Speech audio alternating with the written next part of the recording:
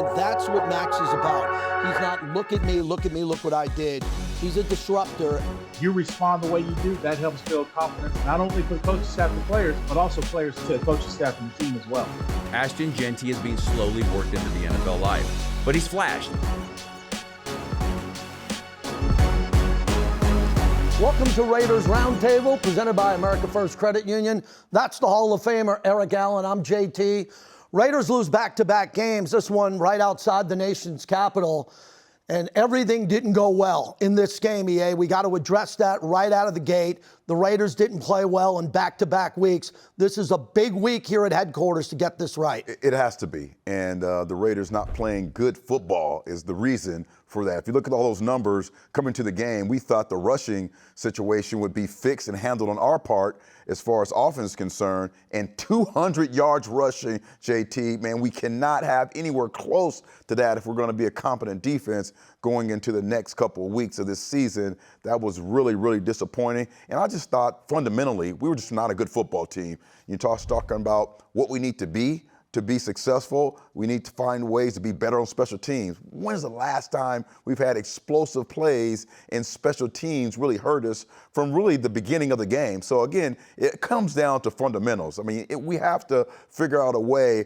to play together, cohesive, complementary, but it all starts with those great fundamentals that Pete Carroll, we all know, teaches and really plays a big part of what his culture is about. It's about playing fundamentally sound football. We were nowhere close to that in last week's game. Deebo Samuel opened up the game with a big kickoff return, and the Raiders were pinned back again like they were the week before against the Chargers. But check out this play here, the hustle play.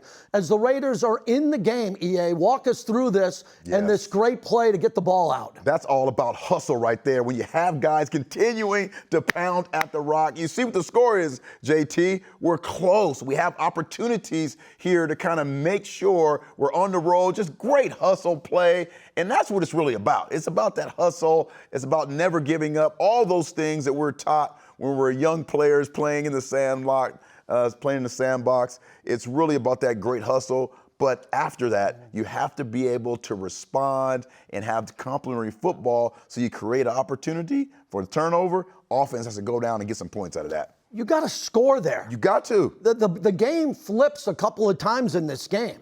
There's opportunities. The Raiders are not playing well. So you get the ball back, and you're saying if we score, we go up 10-7. It was the same thing going into halftime where the Raiders decided to kind of check down, and Washington gets the ball, and they fight for three. That's right. And instead of it being a one-score game going into halftime, it's 20-10. Those are the little things, and I was very disappointed in special team coverage. That's got to get cleaned up quickly. It has to. You said last night that you travel with your special teams. Explain that. Yeah, again, when you're talking about when you go on the road, there's certain things that have to go on the road with you. And that is a good running game because you can really milk that clock away.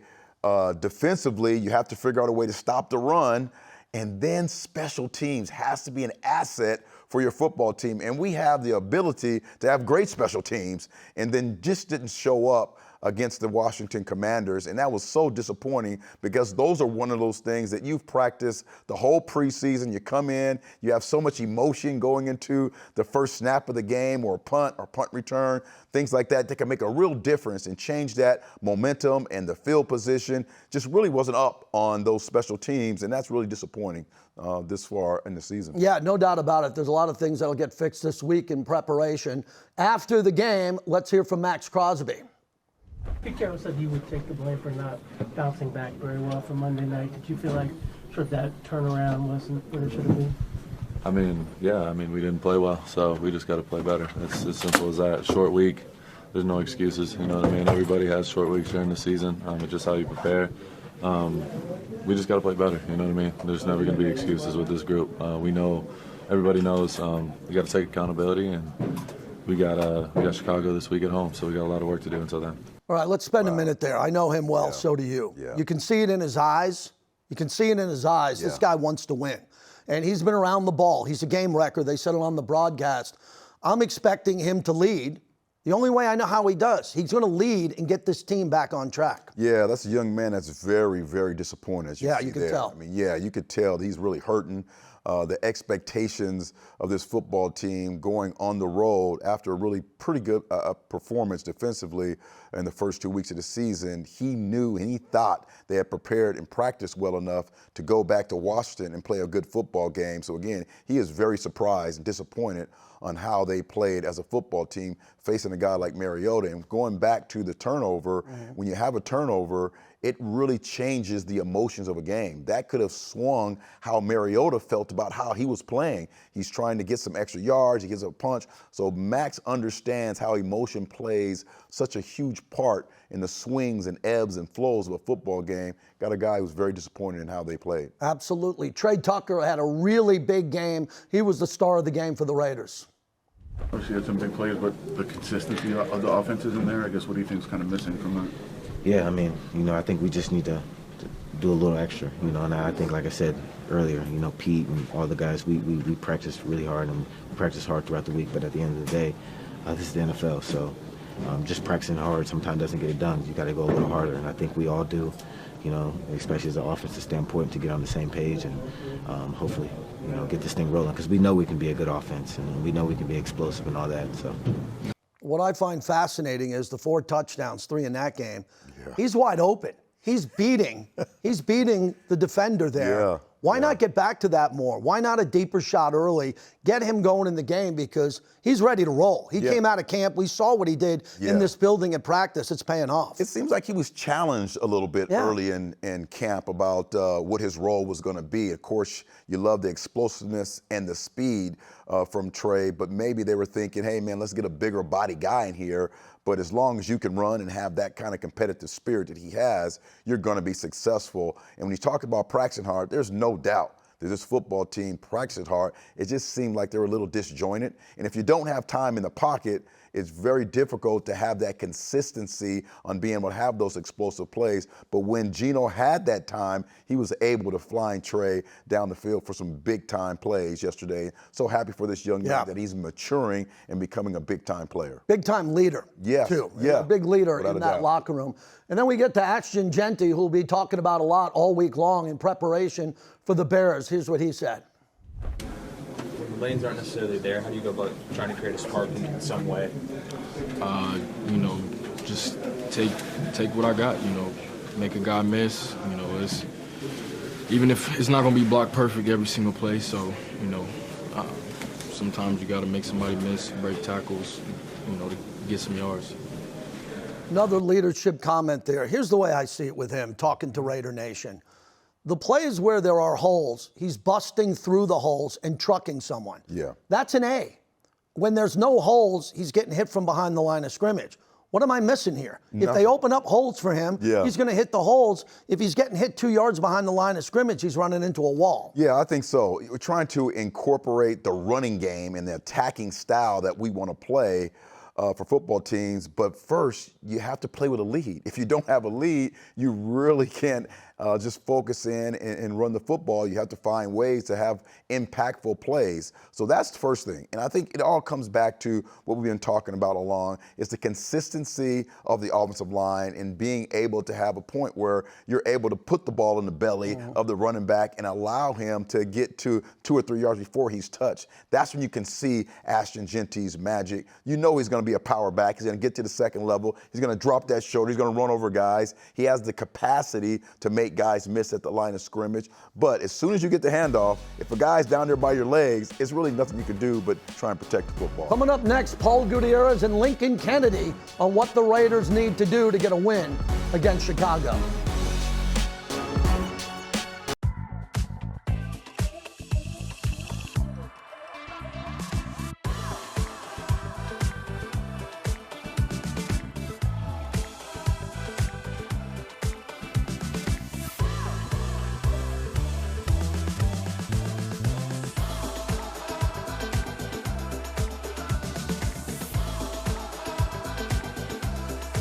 Yamava Resort and Casino at San Manuel. You in?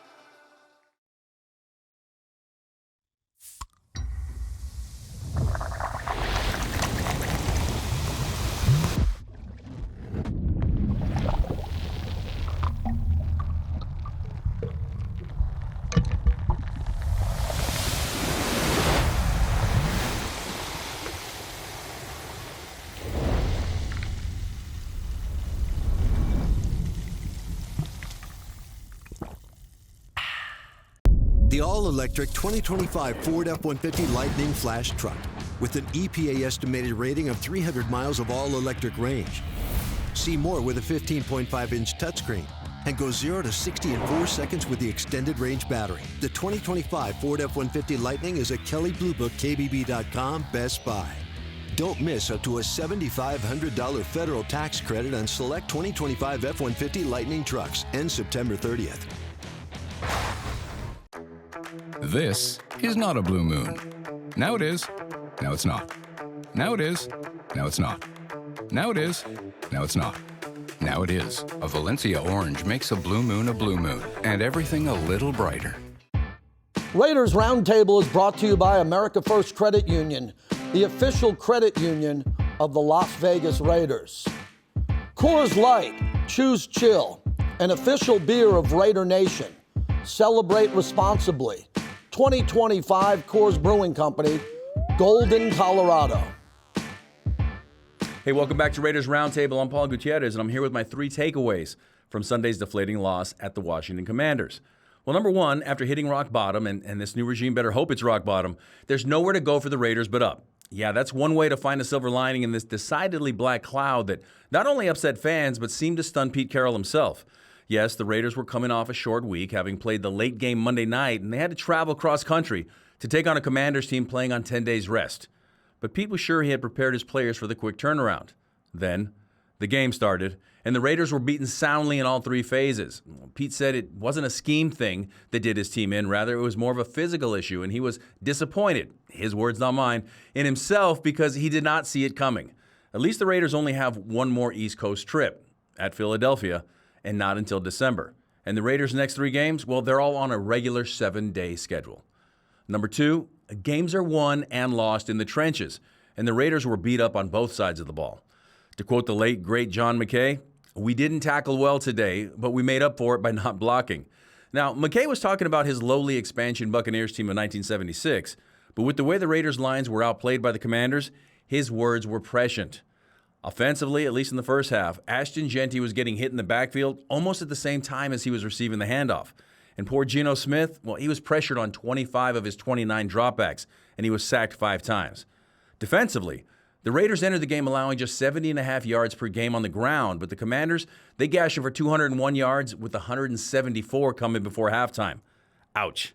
And if you're wondering why Jackson Powers Johnson did not play despite being cleared from concussion protocol, well, Pete Carroll said with the short week, the lack of hitting in practice, and JPJ having just recovered, he hoped to maintain some semblance of continuity on the O-line with Alex Kappa at right guard. In any event, the O-line needs a tune-up. Stat. Number 3, Trey Tucker is more than a gadget player. Given his speed and his smaller 5'8" size, it's easy to envision Trey as merely a vertical guy or a one-dimensional slot guy. But after going off for numbers that were just as bittersweet as they were career highs, 8 catches, 145 yards, 3 touchdowns, it's obvious that Geno Smith has an innate trust in him.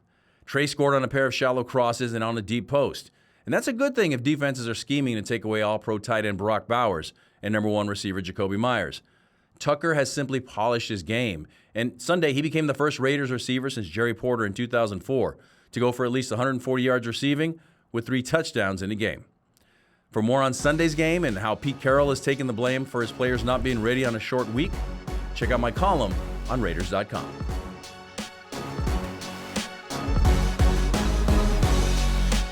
Let's see, string cheese, ooh, soda. Surprise! You have a brother. Hi. Whoa. Why didn't you tell me before?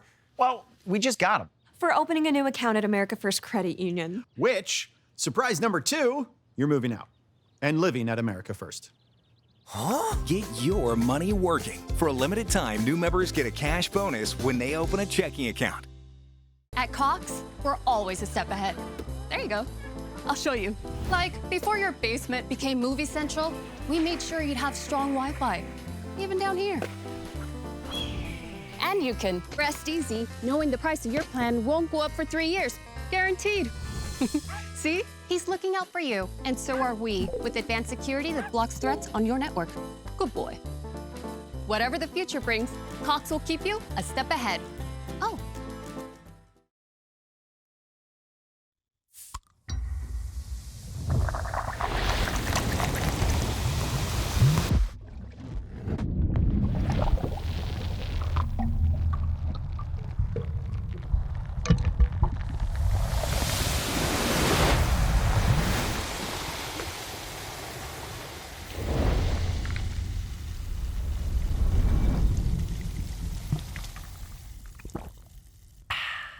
The power of we is all for one. It's all for you. It's always there for you. It completes your circle. It says you've got a team even when you're out there alone. And with Intermountain Health in your circle, you'll always have the care you need to live the healthiest life possible. That's the power of we. Intermountain Health.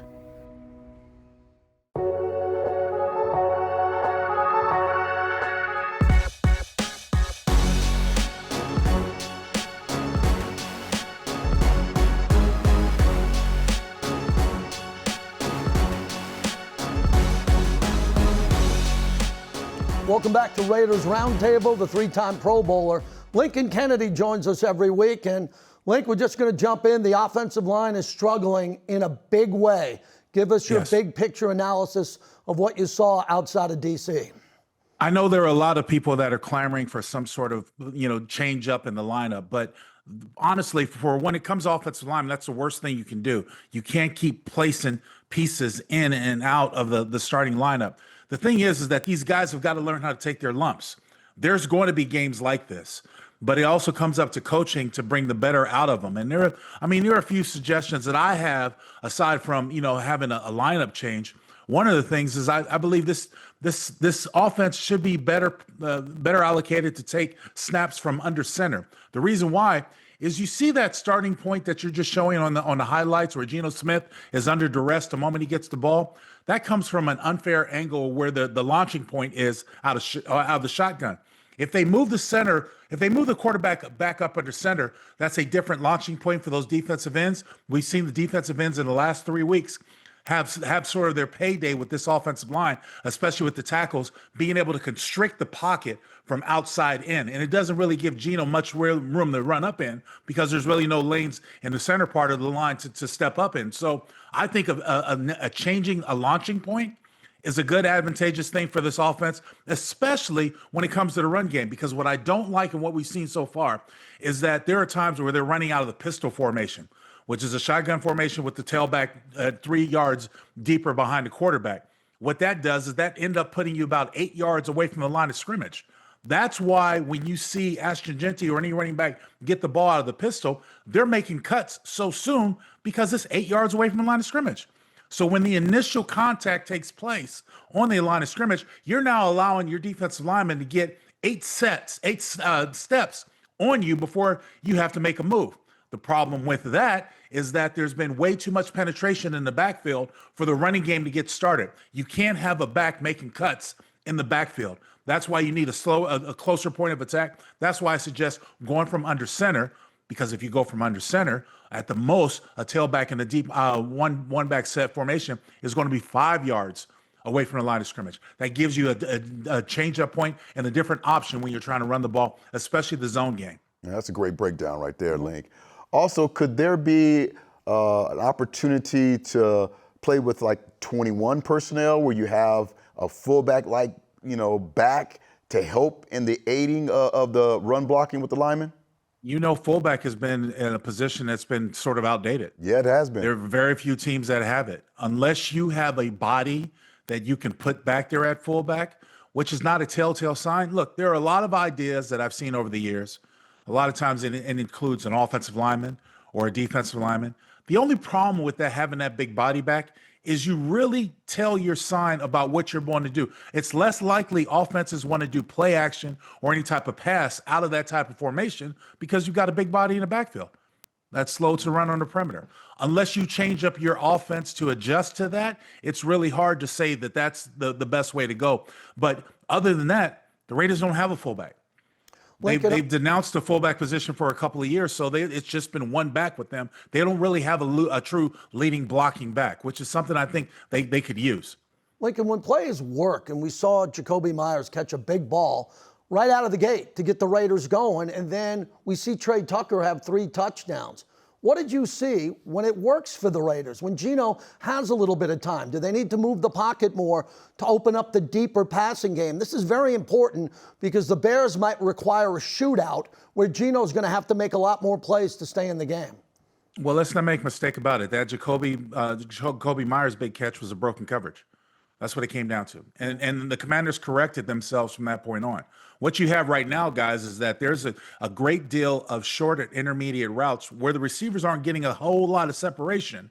You put that on the back of Geno Smith when he has pressure or constant duress in his face and he can't step into throws.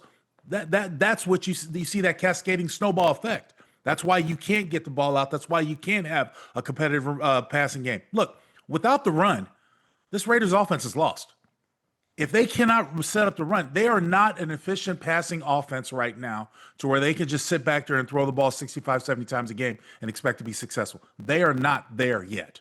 They are not an efficient passing team. And the difficulties with the run compound themselves because now you saw in the second half of that game when the Commanders had such a significant lead, their guys weren't even caring about the run anymore. They were just tipping back their ears and going straight after the quarterback. And that's why you saw so many breakdowns on the second level because for the most part, the score was so out of reach, the Commanders stopped caring. You can see it in their physical. They were like, well, you score a touchdown here, you get one to Trey Tucker here, that's fine. But it's not going to stop what we're doing, and we're already ahead. And the fact that the defense couldn't stop the run. So it was a fact that all three phases really let the team down. It's not just offense. Defense had their heyday, had their mess up and their casualties, even though they did things to keep the team in. Special teams, the first play of the game, broken down. And EA knows this. We play a lot of sports. Every coach that we've ever played for, EA has told us what? When it comes to games, start fast. That's right. Get out there and start fast. You can't start behind the 8 ball. The last 2 weeks, the Raiders have started behind the 8 ball. One with special teams and the Commanders, the other one, the Chargers week, the interception, first play of the game. And again, I think that brings us to the running game and Ashton Jeanty. When we're playing from behind, it really takes that wind out of that running game cell. So you're really at a really disadvantage if you're not playing from ahead. But talk to us a little bit about the running game and Ashton in particular. Well, the thing is I talked about the starting point that I have an issue with. I think this is still a work in progress. The things that you have to understand from an offensive standpoint is that a running back coming into the league did things differently at Boise State than he's going to do with the Las Vegas Raiders. Okay? That's just cut Drew. Now, unless Chip Kelly wants to go back to Boise State and understand their running game to try to implement their running game to the Raiders, which I don't think happens in the first year. It's something that you sort of do in the offseason when you kind of know what you have working forward. I saw teams like the Baltimore Ravens do it with Lamar Jackson and his quarterback at Louisville, stuff like that. So there are ways that you can take from the college prowess and envelop it into the pro game. It just takes time. What the Raiders have found out against, or the problem that there are way too many times when some of those runs that we're calling, you see too many red shirts in the backfield. You're making a cut, whether it's a tight end or a wide receiver. You're making a cut to a penetrating guy because he knows he's going to shoot that gap. All the run plays that you showed, except one on this highlight reel, has had a red shirt on the other side of the line of scrimmage. That can't happen. Unless it's misdirection, unless you're going the opposite way and you're trying to fool people, you cannot allow penetration. So this offensive line has got to get stronger at the point to allow Ashton to be able to make cuts once he gets to the line of scrimmage rather than in the backfield trying to avoid people. Lincoln, I want to clarify one more thing very quickly. This is important. So the personnel could be changed out. You can move a guard to center. You can move someone. They drafted offensive linemen for this reason to step in. But you believe stay with the course here and coach them up. Coach them up and get them ready for the Bears. Yeah, I believe there are changes that need to be made to better get more productivity out of the guys that you have. Some of the younger offensive linemen that they have on their roster, I do not believe are ready yet. I don't. I think that you put them into this situation against some of the teams that you're going to be facing, and any week, it doesn't matter what week it is, but any week, because this offensive line has struggled to protect a quarterback, there have been multiple games where they've given up multiple sacks. The last thing I want to do is put our franchise quarterback in harm's way by putting a young, inexperienced offensive lineman out there and saying, okay, I'm going to throw you to the wolves right now. I'll tell you, that usually comes right before and during the bye week when you're going to make those changes. Yes. Let's jump over to special teams, something that was, again, you think you go on the road with some specific things in your suitcase, defense, stopping the run, running the football, and special teams. Man, special teams from the jump was an issue and problem for us yesterday.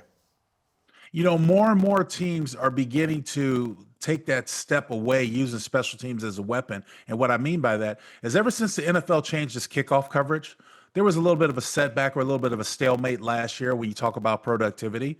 But you look at this past week alone, the amount of special teams plays from block field goals that turn into touchdowns for one game. You talk about this breakdown play for Deebo Samuel. No one really ever gave it the estimate or never really thought it was going to come into play like this. Now we're seeing more and more teams take awareness of this, not only in the kickoff, but also the punt. So this special teams, even though this is a strength, in my opinion, for this Raiders team, has got to be better because even the special teams had a letdown this past weekend. Yeah, that can't happen No, right here. I mean, no, the coverage has got to be great. You have an asset, a weapon in A.J. Cole. You can decide to obviously kick it out of bounds and do a coffin's corner and let him start somewhere. But, the coverage overall, I thought the missed tackling. And as we wrap this up, I want to get to a really big point because the run defense is supposed to be strong. I was shocked by the missed tackling. I was shocked because guys were bouncing off other guys, and they were wrapping Lincoln, and then these backs who really were no-name backs in the league were having big plays here. And EA and I talked about what Pete Carroll can do. He's fantastic at adjustments. What needs to be done so this team tackles better against Chicago, who's got a quarterback who can run and get outside the pocket?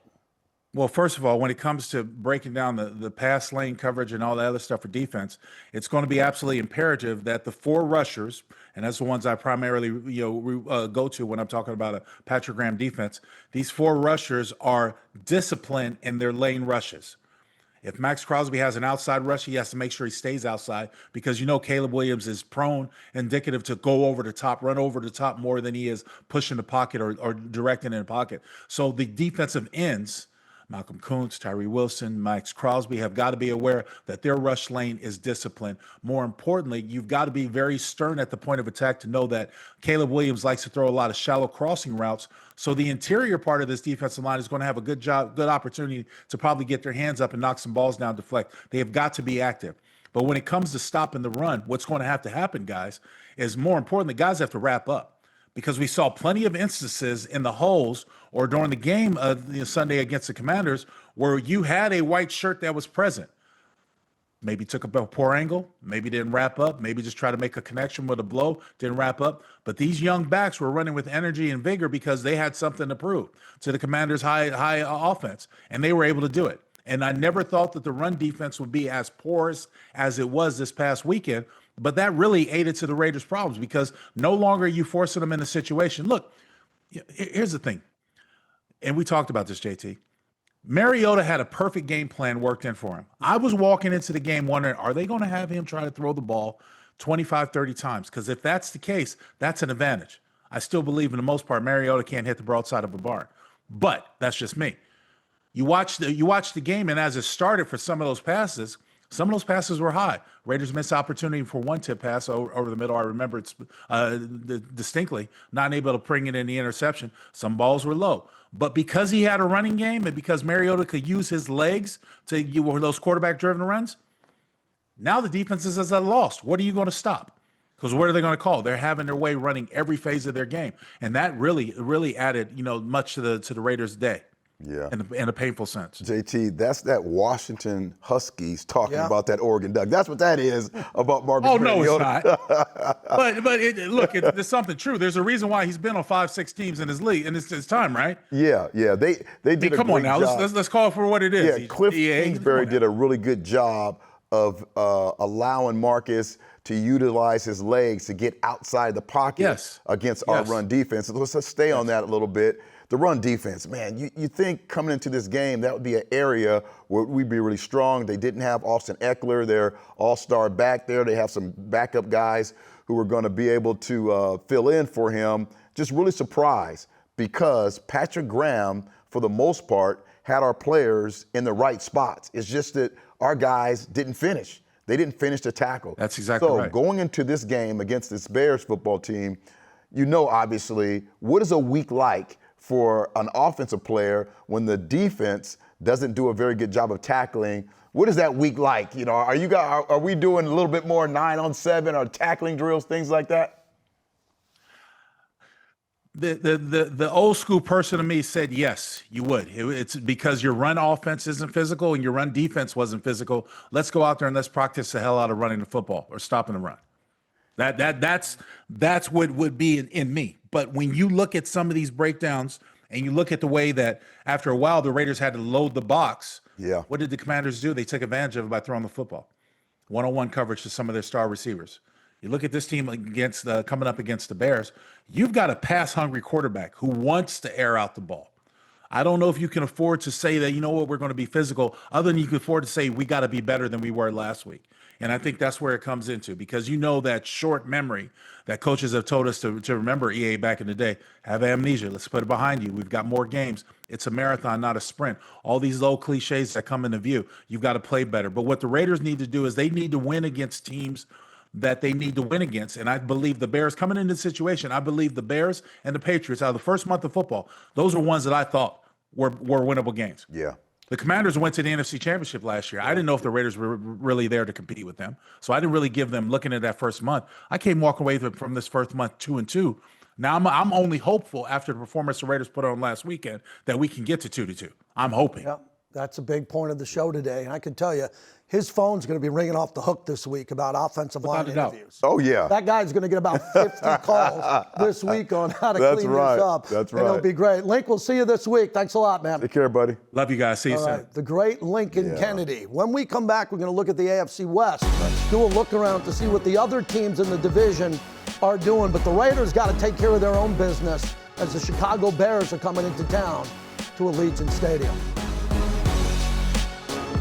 Experience Allegiant Stadium like never before, the day before game day. This behind-the-scenes tour takes you inside pregame setup with sound checks, lighting, and exclusive access to areas off limits on regular tours. This is your all-access pass to game day. Don't miss it. Here at Raiders headquarters, we love to make everything authentically and with love. Come on, that needs more sauce! Yes, sir! Hey, you guys are taking too long, let's go! Yes, sir! Pat, what is up? That's burned! Yes, sir! You call yourself a chef? That looks like bear sh**! Yes, sir!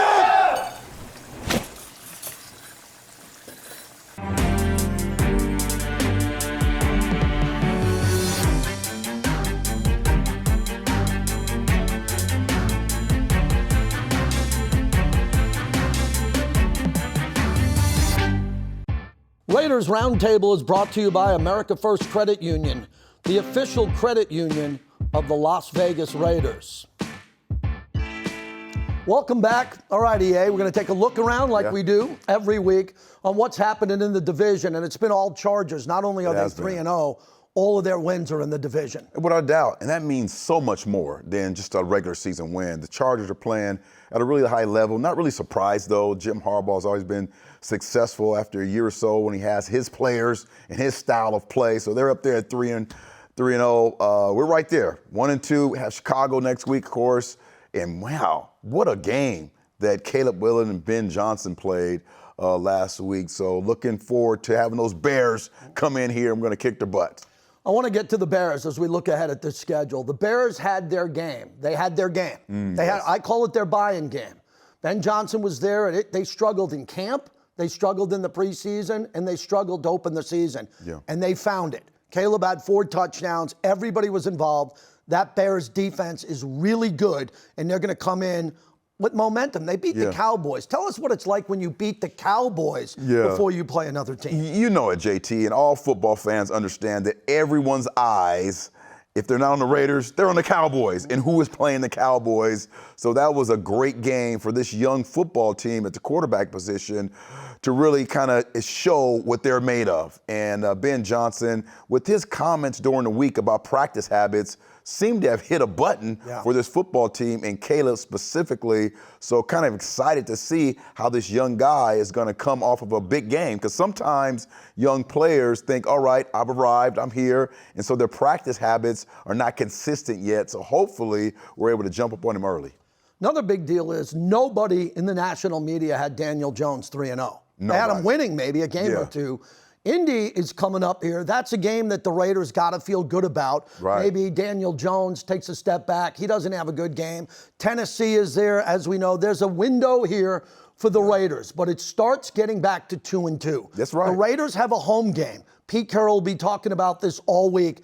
They got to have their moment. I'm looking for an inspirational game from the Raiders where the team comes together. They're happy. They're smiling in the fourth quarter. Can this be the week where it all comes together? You know, all show we've been talking about what this team needs is fundamentals, getting back to fundamentally sound football. It should be a very spirited practice this week, like we talked about earlier. It's all about getting back to tackling, running, blocking, all those things that all of us football players, even from the time we're 8 or 9 years old, been talking about. They need to get back to those fundamentals, JT. Need a win. Yes, got to get a win. Need a win in a big way. For everyone at Silver and Black Productions, thanks for joining us on Raiders Roundtable. The Bears are coming to town.